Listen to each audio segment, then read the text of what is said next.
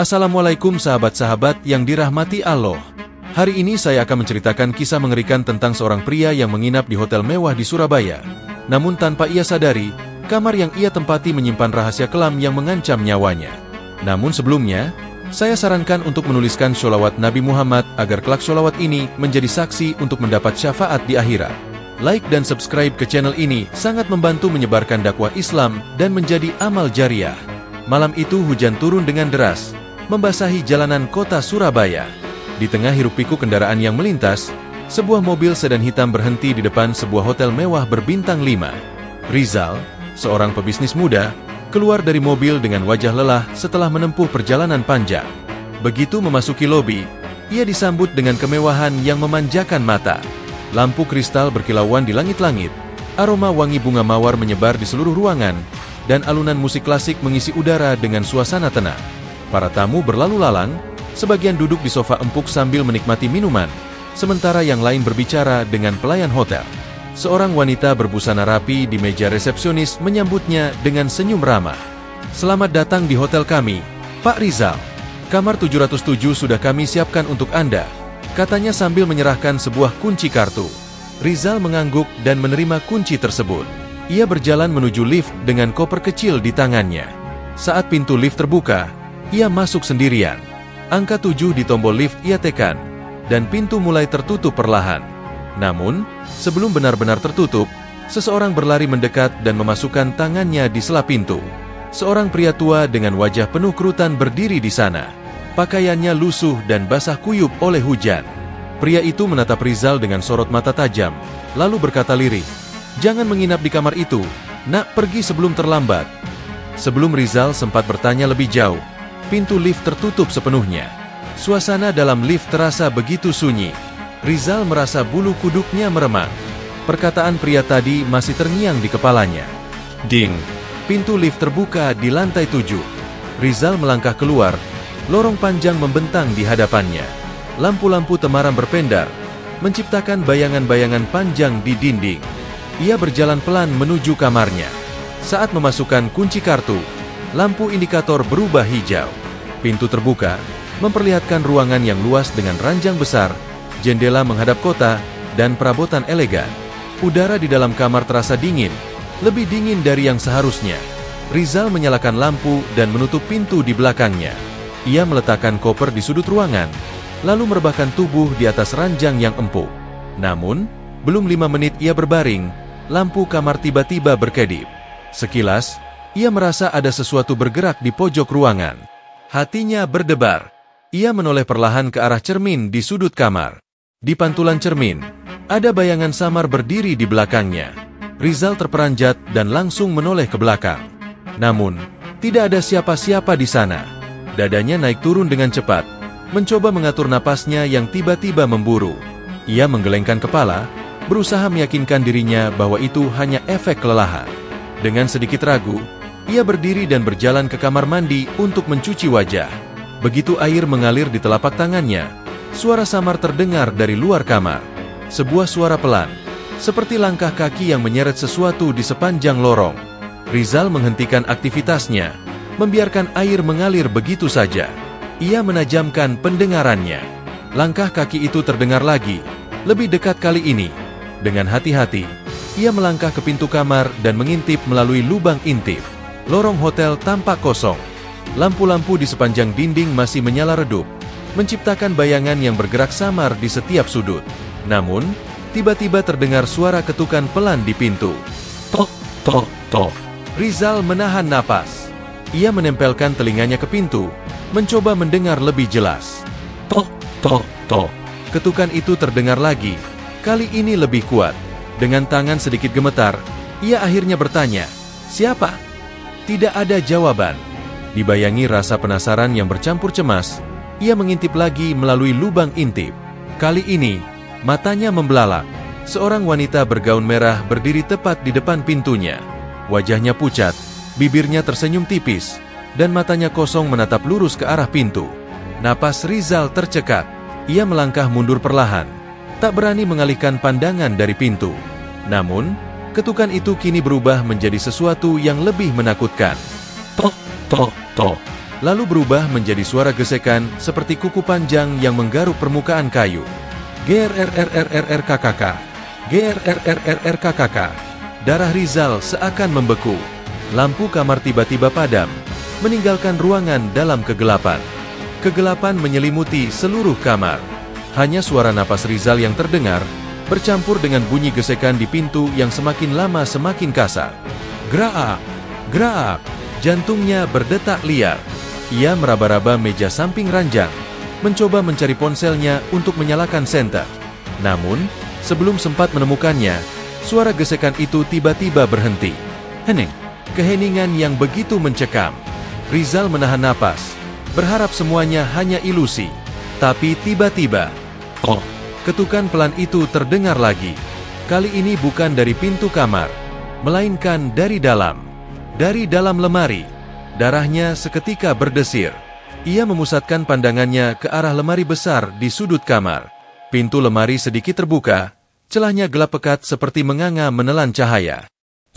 Ketukan itu terdengar sekali lagi, lebih pelan. Seakan sesuatu di dalam sana sedang menunggu ia bergerak. Dengan tangan gemetar, Rizal meraih ponselnya dan menyalakan senter.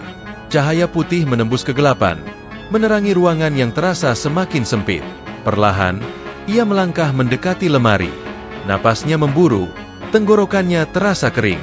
Jarak antara dirinya dan lemari semakin dekat. Satu langkah lagi, ia mengangkat tangan, jari-jarinya menggenggam pegangan pintu lemari. Ia menelan ludah, mengumpulkan keberanian. Dengan gerakan cepat, ia menarik pintu lemari hingga terbuka lebar. Kosong. Hanya deretan pakaian hotel tergantung rapi. Tak ada siapa-siapa di dalamnya. Rizal menghela napas panjang, mencoba menenangkan dirinya. Aku mulai berhalusinasi, gumamnya pelan. Namun, saat ia hendak menutup lemari, sesuatu menarik perhatiannya. Di dasar lemari, ada sepasang kaki pucat berdiri diam di balik deretan pakaian yang tergantung. Mata Rizal melebar. Ia terdiam, tidak berani bergerak. Lalu, perlahan-lahan, pakaian-pakaian itu mulai bergeser sendiri, membuka sedikit demi sedikit.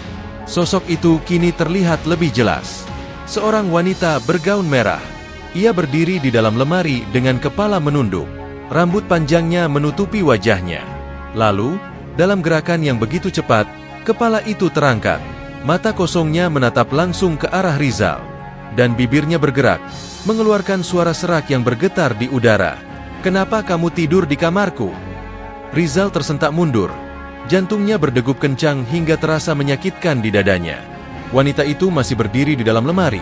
Wajahnya pucat, bibirnya bergerak seakan menggumamkan sesuatu yang tidak bisa ia dengar dengan jelas. Tiba-tiba, lampu kamar berkedip-kedip liar. Udara di ruangan semakin dingin, membuat napas Rizal berembun.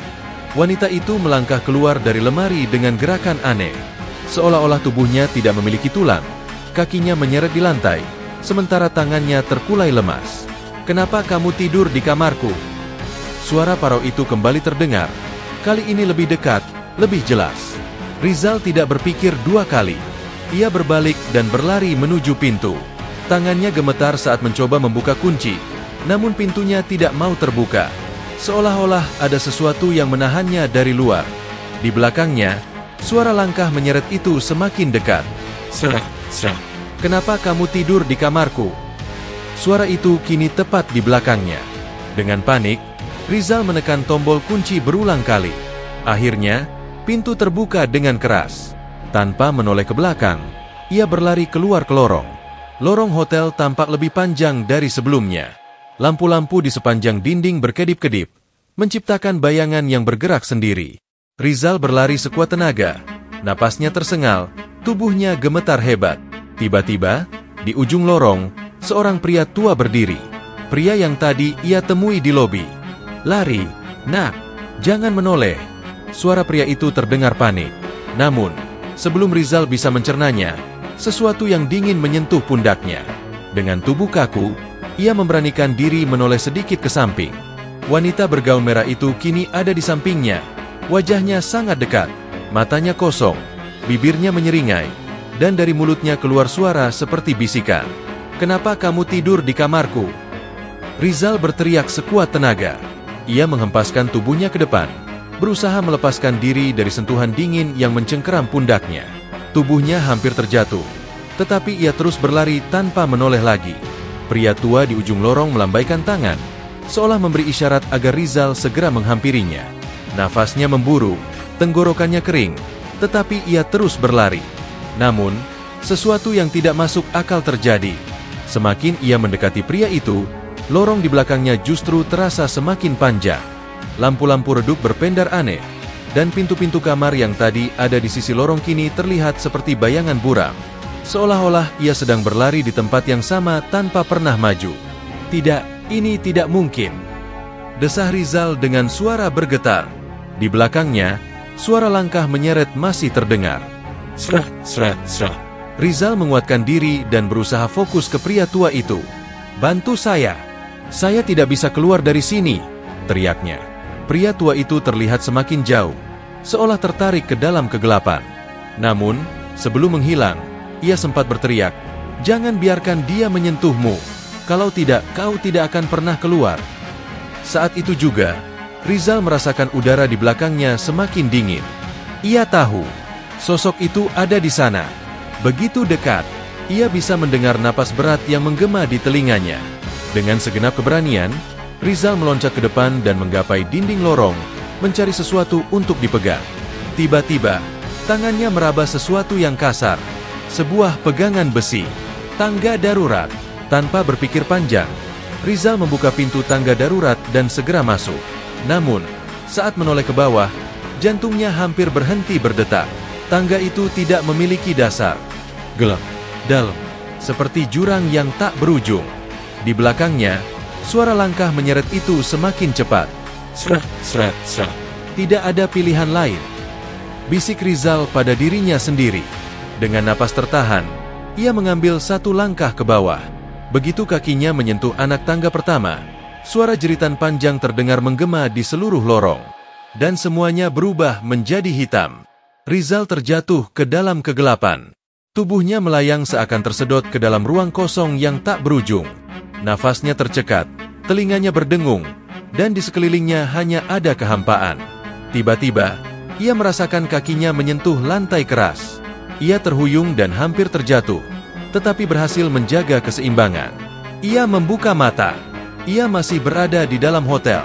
Namun, ada sesuatu yang salah. Lorong yang tadi ia tinggalkan kini tampak lebih panjang dan lebih gelap. Dinding-dindingnya terasa lembab. Lampu-lampu yang biasanya bersinar redup kini berpendar merah seperti darah. Pintu-pintu kamar di sepanjang lorong terlihat lapuk.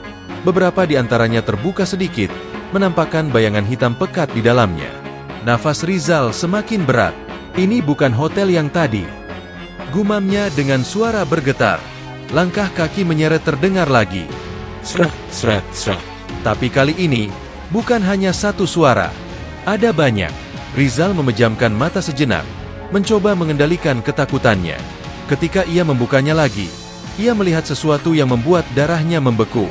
Di sepanjang lorong, dari setiap pintu kamar yang terbuka, muncul sosok-sosok samar. Wajah mereka pucat, mata mereka kosong. Mereka berdiri diam, menghadap ke arahnya. Tubuh mereka tak bergerak seolah menunggu sesuatu. Lalu, dari tengah lorong, wanita bergaun merah itu muncul kembali. Namun kali ini, ia tidak sendiri. Di belakangnya, sosok-sosok lain ikut berjalan perlahan. Tubuh mereka bergetar dengan gerakan kaku. Mereka semua menatap Rizal. Bibir mereka bergerak tanpa suara, seperti menggumamkan sesuatu yang tidak bisa ia dengar. Tidak, ini bukan nyata. Rizal bergumam pada dirinya sendiri, mundur selangkah demi selangkah. Namun, begitu ia berbalik, lorong di belakangnya telah berubah. Dindingnya kini berlumuran noda hitam pekat, seperti jelaga yang merayap. Pintu-pintu kamar menghilang, digantikan oleh bayangan hitam yang bergerak liar. Tidak ada jalan keluar. Kau tidak akan pernah pergi. Suara itu kembali terdengar, kali ini bergema di seluruh lorong. Rizal berusaha berlari, tetapi lorong itu seakan terus memanjang, membuatnya tetap terjebak di dalamnya. Di belakangnya, langkah-langkah menyeret itu semakin mendekat. Srah, srah, srah. Rizal terus berlari. Napasnya tersengal, keringat dingin membasahi tubuhnya. Setiap langkah yang ia ambil terasa sia-sia. Lorong ini tidak berujung. Seakan hotel ini telah menelannya ke dalam labirin tanpa akhir. Srek, srek, srek. Suara langkah-langkah itu semakin dekat. Ia menoleh ke belakang, dan jantungnya hampir berhenti berdetak. Wanita bergaun merah itu kini hanya beberapa meter darinya. Matanya yang kosong memancarkan kehampaan yang mengerikan. Mulutnya bergerak-gerak, menggumamkan sesuatu yang samar. Tapi yang paling mengerikan bukanlah itu. Di belakang wanita itu, puluhan sosok lain muncul. Wajah mereka pucat, tubuh mereka bergoyang tanpa kendali, mata mereka kosong menatap lurus ke arah Rizal. "Tidak, aku harus keluar dari sini," gumam Rizal ketakutan. Lalu, di kejauhan, di ujung lorong yang tampaknya terus berubah bentuk, ia melihatnya. Sebuah pintu. Berbeda dengan yang lain, pintu ini terlihat baru dan bersih, bercahaya redup seakan menjadi satu-satunya jalan keluar. Tanpa ragu, Rizal berlari menuju pintu itu. Langkah-langkah menyeret di belakangnya semakin cepat. Srek, srek, srek. Tangan Rizal meraih gagang pintu dan memutarnya dengan paksa. Pintu itu tidak terkunci. Dengan dorongan terakhir yang penuh harapan, ia menerobos masuk dan membantingnya keras dari dalam. Hening. Napasnya tersengal. Dadanya naik turun dengan cepat. Ia bersandar di pintu. Matanya terpejam, mencoba mengatur detak jantungnya yang hampir meledak. Pelan-pelan, ia membuka mata. Rizal membeku. Ia kembali ke dalam kamarnya. Kamar 707. Semua benda di dalam ruangan ini persis seperti saat ia pertama kali masuk. Tempat tidur rapi, lampu menyala redup, koper masih tergeletak di sudut ruangan. "Tidak, ini tidak mungkin," bisiknya ketakutan. Ia meraba kepalanya, memastikan semuanya nyata. Lalu ia melihat sesuatu yang membuatnya hampir berteriak. Di cermin besar di depan tempat tidur, ada tulisan samar yang perlahan muncul. "Kenapa kamu tidur di kamarku?" Rizal membalikkan badan dengan cepat. Wanita bergaun merah itu berdiri di belakangnya. Sebelum sempat berteriak, dunia di sekelilingnya menjadi gelap. Gelap, sunyi. Rizal tidak tahu berapa lama ia terjebak dalam kegelapan ini. Tubuhnya terasa ringan, seakan melayang di ruang hampa. Tidak ada suara, tidak ada cahaya. Lalu, perlahan, kesadarannya kembali. Ia merasakan sesuatu yang keras di punggungnya. Lantai? Ya, ia berbaring di atas lantai. Perlahan, ia membuka matanya. Ia masih berada di kamar hotel. Tapi ada sesuatu yang berbeda. Ruangan ini kini tampak lebih tua dan usang. Dinding-dindingnya penuh retakan. Catnya mengelupas. Lampu gantung berayun pelan, mengeluarkan suara berderit yang menyeramkan. Dengan tubuh gemetar, Rizal mencoba bangkit. Saat itu juga, pintu kamar terbuka perlahan dengan suara berdecit panjang. Di luar, lorong hotel tampak gelap dan kosong. Tidak ada cahaya, tidak ada suara. Ia harus keluar dari sini. Dengan langkah gontai, Rizal berjalan menuju pintu.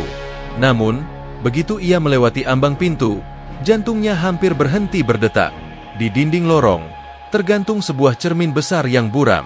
Dan di dalam pantulan cermin itu, ia melihat dirinya sendiri. Berdiri di dalam kamar, tapi tubuhnya tidak bergerak. Wajahnya pucat, matanya kosong. Sama seperti sosok-sosok yang tadi ia lihat di lorong. Darah Rizal membeku. Ia mencoba menyentuh wajahnya, memastikan bahwa ia masih nyata. Namun, saat ia mengangkat tangannya, refleksinya di cermin tidak mengikuti gerakannya. Ia ingin berteriak, tapi suaranya tertahan. Nafasnya tersengal, pikirannya kacau.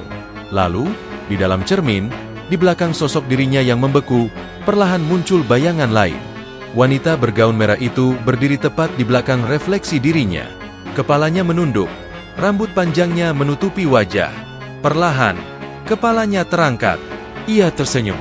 Dan dalam bisikan pelan, suara itu terdengar lagi. "Sekarang, kau juga milikku." Lampu di lorong padam. Kegelapan menelan semuanya. Hikmah dari cerita ini. Kisah ini mengingatkan kita bahwa dunia gaib itu ada. Dan terkadang manusia bisa berada di tempat yang salah tanpa menyadari keberadaan makhluk lain di sekitarnya. Sebagai umat Islam, kita harus selalu berlindung kepada Allah dari hal-hal yang tidak terlihat dan memperkuat iman dengan mengingat Allah dalam setiap langkah kita. Allah berfirman dalam Al-Quran, "Sungguh, ia, iblis, dan pengikut-pengikutnya melihat kamu dari suatu tempat yang kamu tidak bisa melihat mereka. Al-Quran Surat Al-Araf ayat 27. Cerita ini hanyalah fiktif yang dibuat seolah-olah nyata agar bisa diambil hikmahnya. Semoga bisa menjadi pengingat bagi kita semua untuk selalu memohon perlindungan kepada Allah. Terima kasih sudah menonton sampai akhir. Jika kalian menyukai cerita ini, jangan lupa untuk like, komentar, dan subscribe agar tidak ketinggalan kisah-kisah menarik lainnya.